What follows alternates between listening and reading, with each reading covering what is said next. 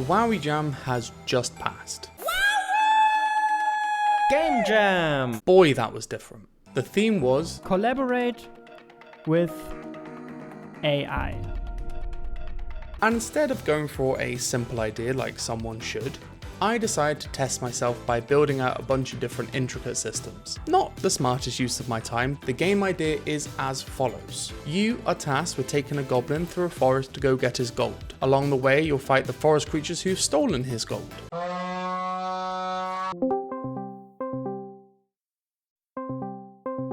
Do you want to join me in making a game jam? Yeah, sure. Here were some of the systems that I made. A dialogue system, a minion system, interactions and events, and a shop upgrade system. There are more, but I can be bothered to make icons for them. So I started off with a basic bean, with a basic bean, with a basic bean, with movement and rotation. These were a breeze, and then I followed up with a shop and stats system. Ooh, look at the graphics. Truly a piece of art.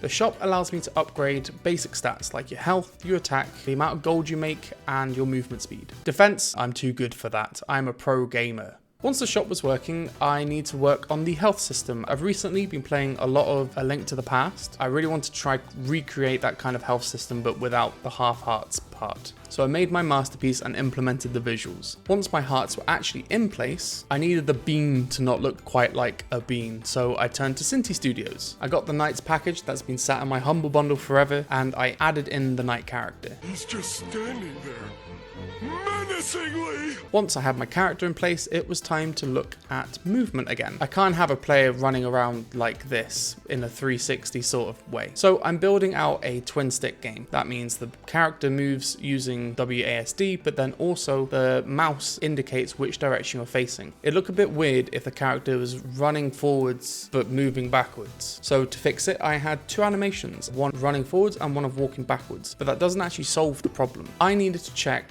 what direction you were moving based on your input and what direction the mouse was, and based on this I could determine whether or not the player was going forwards or backwards and play the correct animation. But enough of the explanation. I have a pretty environment. Separated by a river and a bridge, I have the area that you get the goblin to the end and the area where you get the goblin at the beginning. I made it the best I could with the limited resources and time that I had. Also, in the environment, I wanted these rune stones. I wanted them to kind of make you want to go over and walk to them and interact with them. This way you could talk to them and they can point you in the right direction or perhaps instigate an event to happen. Once the environment had been done, I could work on my AI that is half AI and half one that you collaborate with. This is Scrag.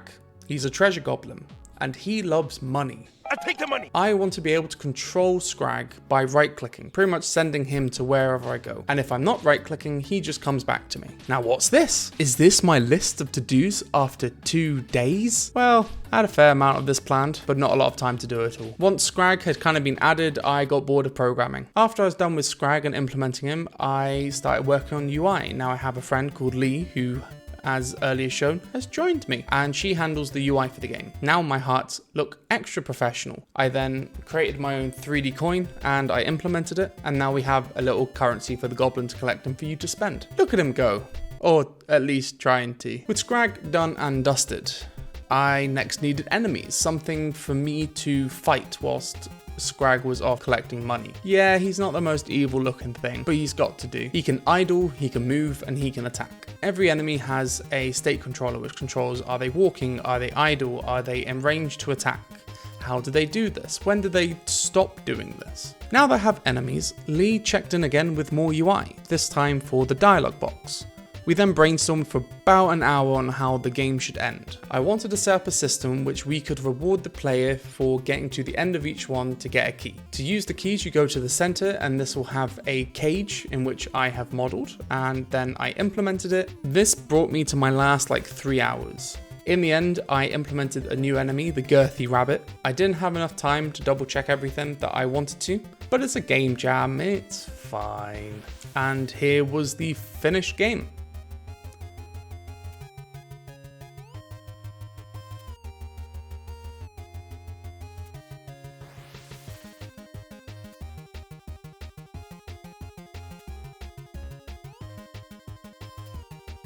The jam was a difficult one. and the theme did not make this easy. I decided to go too overscoped, but that's normal. I think it would have been best to balance it to make the enemies easier had I had the extra hours. Probably wouldn't have done it, but it is what it is. So I hope you enjoyed the video. It's another game jam video as it is, but I'm working on other projects at the moment, and hopefully I'll be able to show you guys soon. So with that, I'll catch you later. Bye-bye.